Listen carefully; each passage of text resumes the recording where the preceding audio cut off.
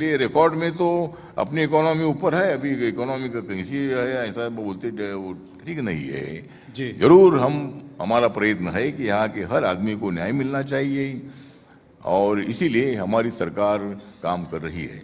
अब चूंकि आपके मंत्रालय की बात कर लेते हैं, आपके मंत्रालय में जब थावरचंद गहलोत साहब कैबिनेट मिनिस्टर थे सामाजिक न्याय अधिकारिता मंत्रालय के, उन्होंने एक प्रस्ताव तैयार किया था और वो प्रस्ताव था प्राइवेट सेक्टर में आरक्षण का। सरकार का मानना था कि प्राइवेट सेक्टर में आरक्षण मिलना चाहिए। उस प्रस्ताव का क्या हुआ, क्योंकि थावरचंद साहब तो उसके बाद गवर्नर बने गए, चले गए, क्या उस पर सरकार विचार कर रही है? मुझे लगता है कि एक तो सरकारी उद्योग प्राइवेट हो रहे हैं और इसीलिए शेड्यूल ट्राइब ओबीसी के तरफ से हमेशा मांग होती रही है कि सभी क्षेत्र अगर सरकार के प्राइवेट होते रहेंगे तो रिजर्वेशन पूरा कम हो जाएगा।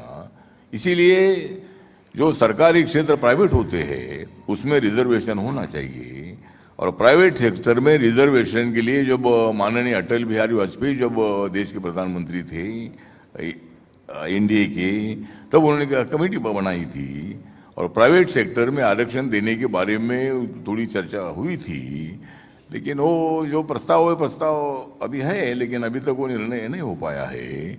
लेकिन अभी देखते आगे क्या होता है। लेकिन हमारी मांग है, मेरी मांग है as a Republican Party of India के लीडर के नाते हमारी मांग है कि भाई प्राइवेट सेक्टर में भी रिजर्वेशन मिलना चाहिए। और रिजर्वेशन के मुद्दे पर मैं बताना चाहता हूं कि मैंने बहुत बार संसद में मांग किया था कि शेड्यूल ट्राइब ओबीसी के आरक्षण को धक्का ना लगाकर सवर्ण समाज में भी इकोनॉमिकली बैकवर्ड क्लास की बहुत फैमिलीज है, उनके बच्चों को शिक्षा में नौकरियों में रिजर्वेशन मिलना चाहिए। और हमारे सरकार ने माननीय मोदी सरकार ने 10% आरक्षण जो है इकोनॉमिक वीकर सेक्शन को दिया है। ये बात सही है, क्योंकि आर्थिक आरक्षण पर आरक्षण की बात उठ रही थी। क्रीमी लेयर जो है, क्या क्रीमी लेयर को आरक्षण से अलग करने की जरूरत आन पड़ी है? क्योंकि ये हो रहा है कि अभी भी दलित पिछड़ा समाज है, आदिवासी समाज है, उसको उतना लाभ नहीं मिल पा रहा है। तो जो आरक्षण का लाभ ले चुके हैं वो और आरक्षण का लाभ पीढ़ियों तक ले रहे हैं, दशकों तक ले रहे हैं, और जिन्हें आरक्षण का लाभ मिलना चाहिए वो अभी भी गांव में है, पिछड़े इलाकों में है। मुझे लगता है कि गांव वाले ही लोग, हम गांव से आए हैं, मैं गांव से आया, मैं मंत्री बन गया, मैं गांव से आने वाले लोग बहुत सारे आईएएस आईपीएस इंजीनियर एडवोकेट और प्रोफेसर अनेक क्षेत्रों में साइंटिस्ट अनेक क्षेत्रों में हमारे गांव के लोग भी आ रहे हैं।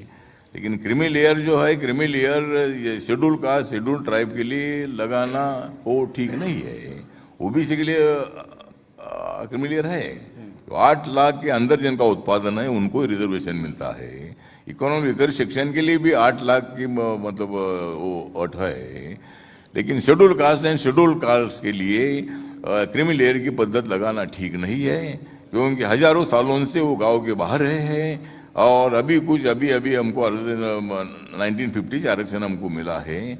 इसीलिए शेड्यूल ट्राइब के लिए क्रीमी लेयर की पद्धत लगाना ठीक नहीं है, जिसका हम विरोध करते हैं। आपके पास सामाजिक न्याय अधिकारिता मंत्रालय है। मध्य प्रदेश में एक आईएएस है संतोष वर्मा, उन्होंने एक बयान दिया है।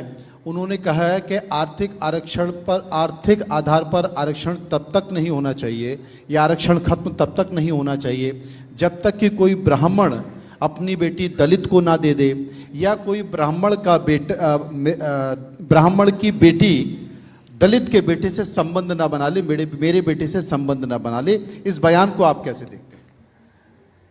मुझे लगता है कि संबंध किससे बनाना है नहीं बनाना है ये व्यक्तिगत विषय होता है, उसमें फ्रेंडशिप होती है।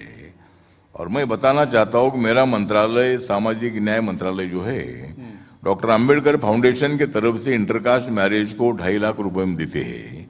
राजस्थान सरकार 5 लाख रुपए देती है, कुछ राज्यों में 1 लाख रुपए देते हैं, 50,000 रुपए देते हैं।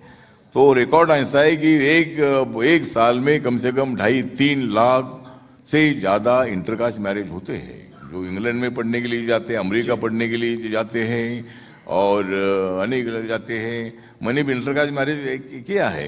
मेरी बीबी यूपी की रहने वाली श्रीवास्तव है और मैंने मतलब इंटरकास्ट मैरिज किया है। और वो सभी जो श्रीवास्तव लोग मेरे घर आते हैं, मैं भी उनके घर जाता हूँ।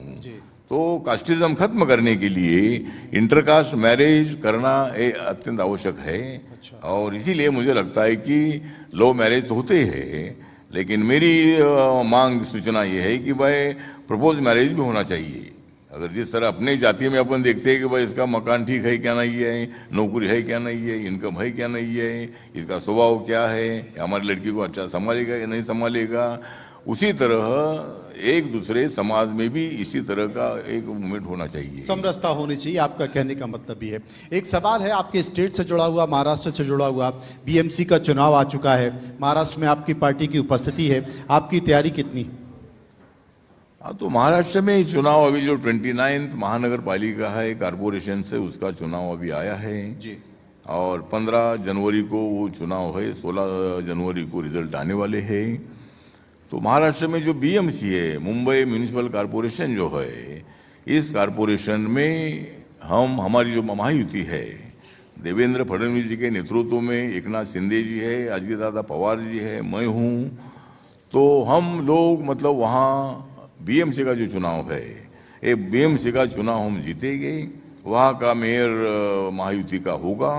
और जो ठाकरे बंधु है, माननीय उद्धव ठाकरे जी ने गड़बड़ किया, उन्होंने राज ठाकरे को साथ में लेने से उन्होंने अपना भारी नुकसान कर दिया है जी। क्योंकि राज ठाकरे जी एक अच्छे नेता है, बहुत सारे लोग उनके सभा में जमा होते हैं, भाषण भी बहुत अच्छा देते हैं, लेकिन उनको वोट नहीं मिलता है।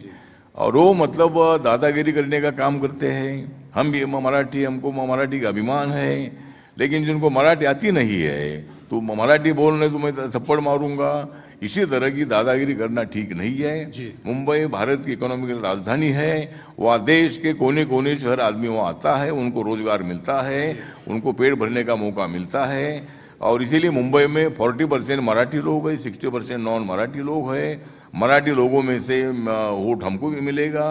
और ठाकरे बंधु को मतलब सत्ता से रोकने के लिए मैं महायुति के साथ हूँ और आगे भी रहेंगे। हमारे महायुति का मेयर बनेगा, निश्चित तौर पर महायुति का मेयर बनेगा, ऐसी शुभकामनाएं। चूंकि आपने मेरा नाम लेके कविता का जिक्र किया और आपका जो अंदाज है उससे मैं प्रभावित हूं, तो आपके अंदाज को मैंने अपने अंदर उतार लिया और उसी अंदाज में मैं आपका धन्यवाद भी करूंगा। इंडिया न्यूज के मंच पर रामदास अठावले आए हैं, तो उन्हीं के अंदाज में समापन भी करना पड़ेगा। आपका नाम है रामदास अठावले, इसलिए हम थे आपको यहाँ बुलाने के लिए उतावले। बहुत बहुत धन्यवाद करेंगे रामदास जी का, बहुत बहुत धन्यवाद। और मैं इतना बताना चाहता हूँ कि आपने बोला है कि मेरा नाम है रामदास, मेरा जरूर नाम है रामदास, लेकिन मैं इंडिया टीवी का हूँ खास, इंडिया न्यूज का खास। और मुझे मतलब जब मतलब जब मैं अमेरिका जाता हूँ, इंग्लैंड जाता हूँ, दुबई जाता हूँ, तो मुझे शूज़ बहुत अच्छे लगते हैं जी। तो मैं जब लेता हूँ अलग अलग कंपनी के शूज़, जब मैं फॉरेन में जाकर लेता हूँ अलग अलग कंपनी के शूज़, तो मुझे याद आती है इंडिया न्यूज़। बहुत बहुत धन्यवाद, बहुत बहुत धन्यवाद, बहुत बहुत धन्यवाद। वाह, thank you so much sir. यही एक गोल्डन मोमेंट था इंडिया न्यूज मंच का। सर आपसे रिक्वेस्ट करेंगे सर, प्लीज आप अभी मंच पर ही रुके। एक टोकन ऑफ अप्रिसिएशन है, Sachin Gupta of S publications को मैं मंच पे बुलाना चाहता हूं, और आईटीवी नेटवर्क के मैनेजिंग एडिटर राकेश सिंह को भी मैं मंच पर बुलाना चाहूंगा। सर पुस्तक आप जो है वो भेंट करें। पहले एक टोकन ऑफ अप्रिसिएशन, बिल्कुल, और ये खास लम्हा एक तस्वीर में भी हम कैद करना चाहते हैं। तालियां हो जाएं।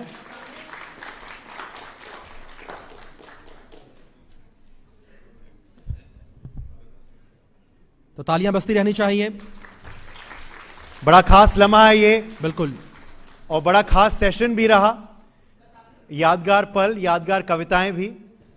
दर्शक के पल को पूरे दिन याद करेंगे। रामदास बिल्कुल। अठावले जी, बहुत बहुत शुक्रिया आपका बहुत-बहुत करता हूं शुक्रिया सर आपका। इंडिया न्यूज मंच में आने के लिए। बहुत बहुत शुक्रिया सर आपका इंडिया न्यूज के मंच पर आने के लिए। और साथ ही साथ जिस तरीके से अगर बात इस मंच कार्यक्रम को लेकर करें तो तमाम बड़ी हस्तियां जो हैं वो लगातार दिन भर हमारे साथ जुड़ती रहेंगी, जिनके साथ हम अपनी इस चर्चा को जारी रखेंगे और लगातार तमाम जो देश के ज्वलंत मुद्दे हैं उन मुद्दों पर बातचीत जो है वो होती रहेगी। और अगर हम बात चाहे राजनीति को लेकर करें, चाहे खेल जगत को लेकर करें, चाहे हम सितारों को लेकर बात करें, तो हर फील्ड से जो तमाम बड़े चेहरे हैं